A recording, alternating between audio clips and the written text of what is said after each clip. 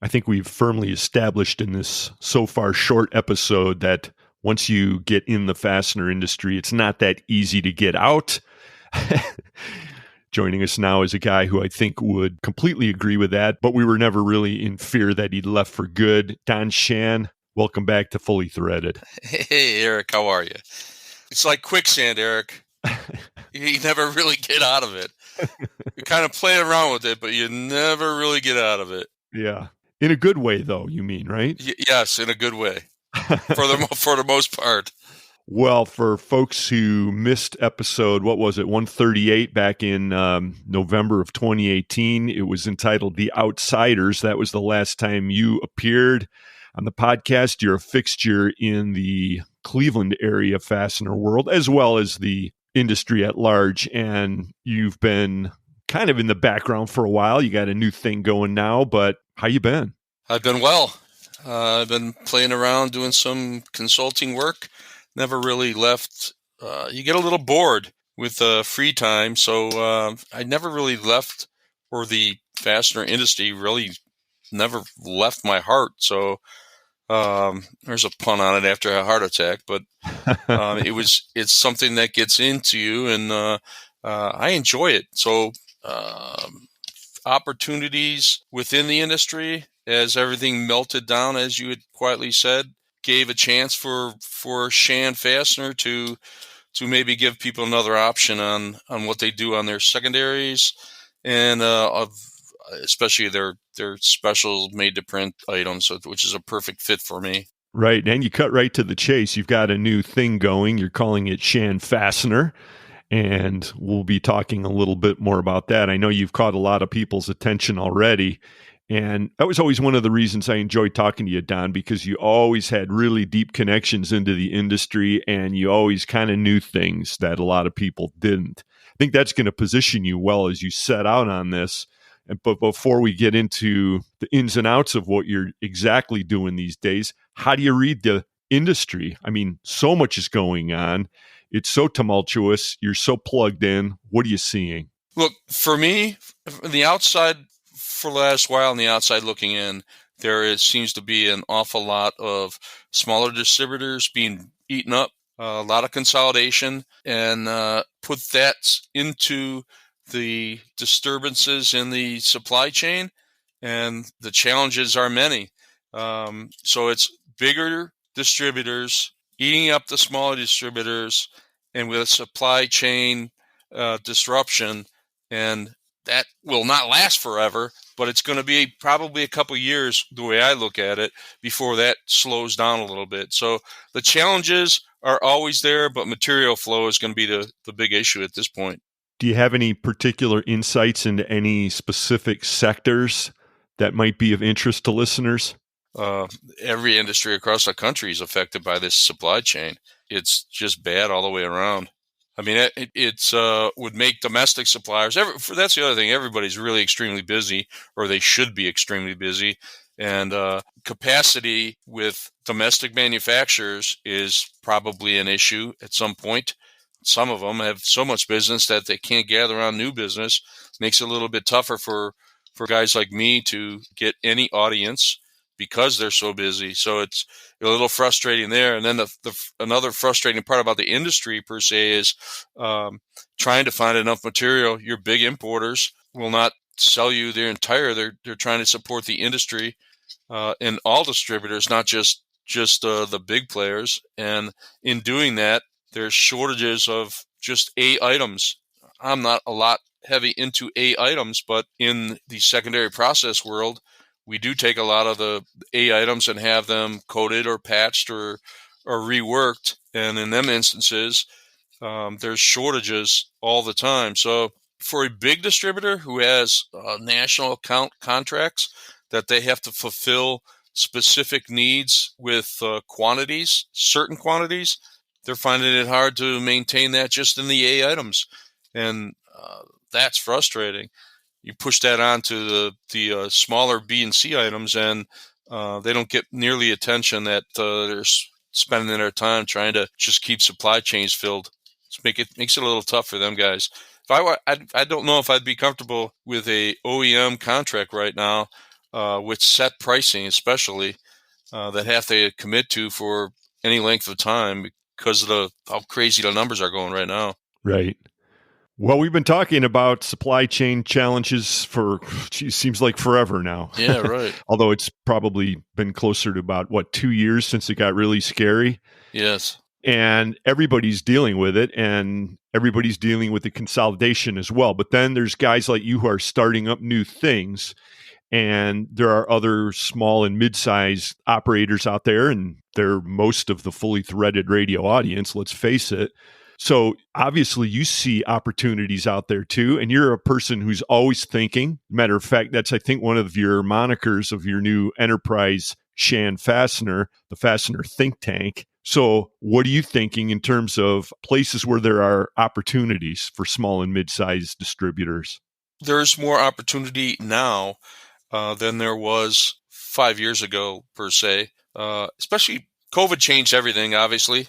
When we came out of COVID, and then, are we really out of COVID? Who knows?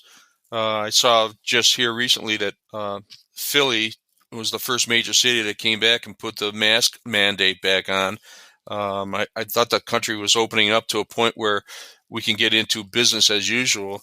But with that involved, throw in supply chain problems, and I think opportunities are so available for people to lending hands. So for me, selling fastener distribution only, it should be a perfect fit for even the biggest of the big to have support in having somebody else help them with the day-to-day problems. People are really frustrated. At least the people I talk to are frustrated, not only with their job, but with the opportunities that are around, as well as, how are they going to get through the day without another headache. So you wake up in the morning and you go, today's going to be a headache day. To have somebody hold their hand and say, hey, we'll help you. What's the problem and how can we find an answer to that problem? So, that's what I personally think. If people look to the positive side, and it's frustrating for that to happen because it's human nature to not look at the positive side.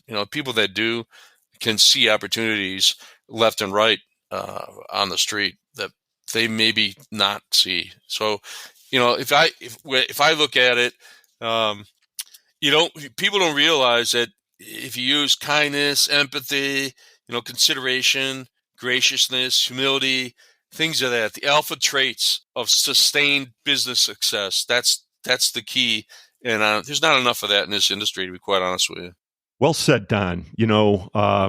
I have to agree that those are real assets when it comes to dealing with any business, and I think it pays off. But there are also, at the same time, specific business problems that people are looking to solve, aren't there? You've got to have an idea about a niche that you're looking to fill as you do it empathetically and compassionately and so forth, right? So what are some of the things that you're seeing that you're going to be diving into with Shan Fastener? For me, it's the ability to partner with fastener distribution. When I say partner, it's taking the good and the bad. So I'm here to help with the headache items, the hard to find items, and the secondary process stuff that makes it so difficult for larger distributors to move material from one place to another, plating to patch, anything that has a secondary process that has to be reworked at some point or another. And the other one is the specials aspect of making or manufacturing a special and doing a stock and release type of program. That makes it real simple.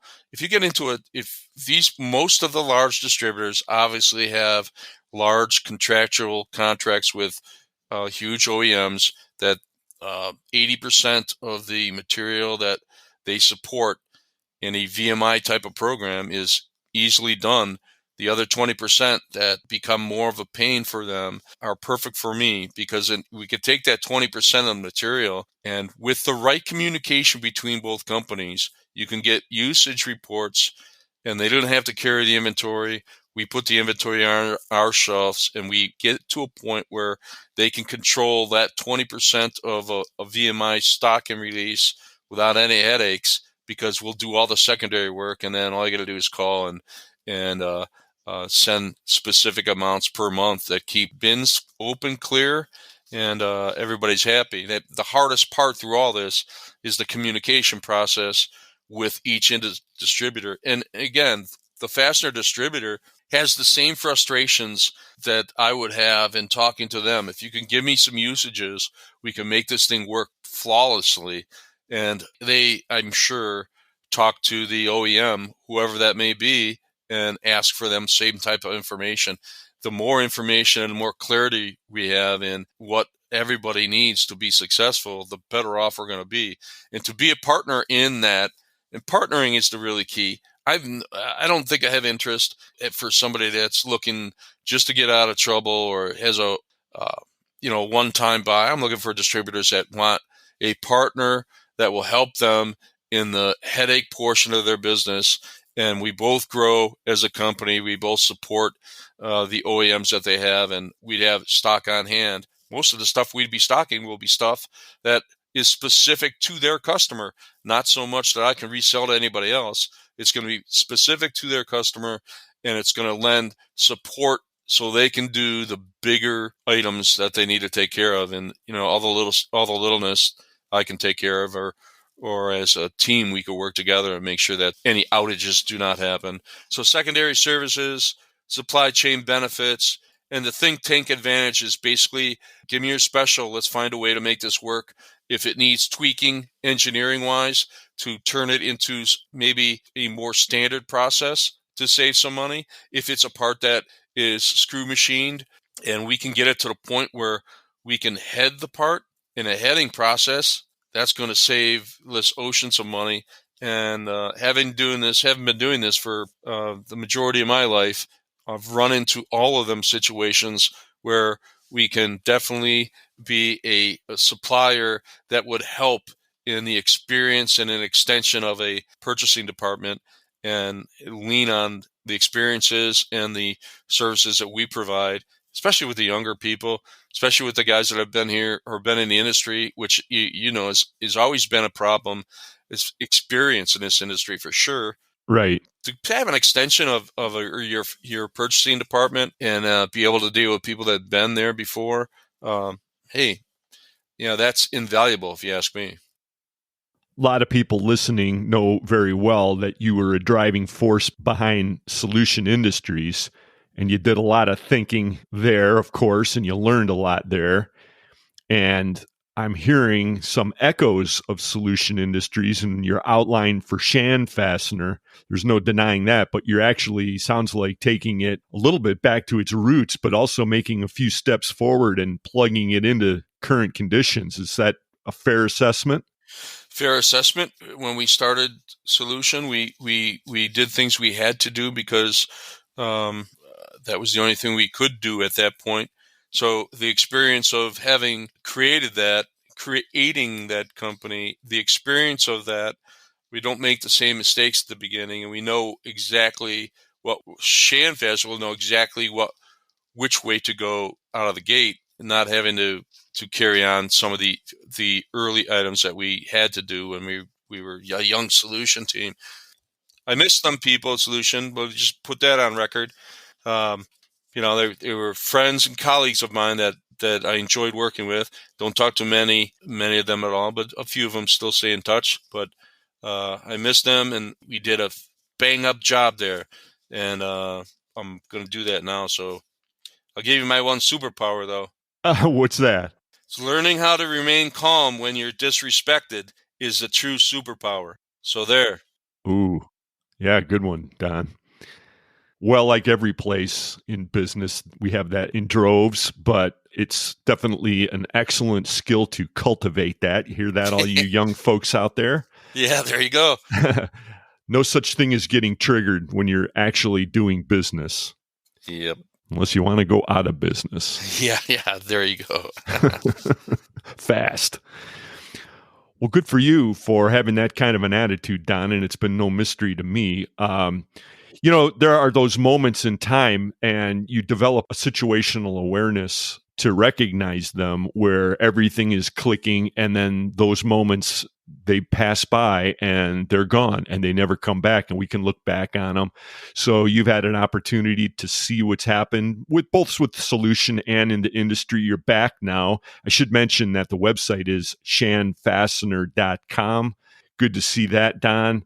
And one thing that I noticed is that our thing, fastenersclearinghouse.com, and your thing, Shan Fastener, we're sort of on opposite sides of the same problem. And by that, of course, I mean the S.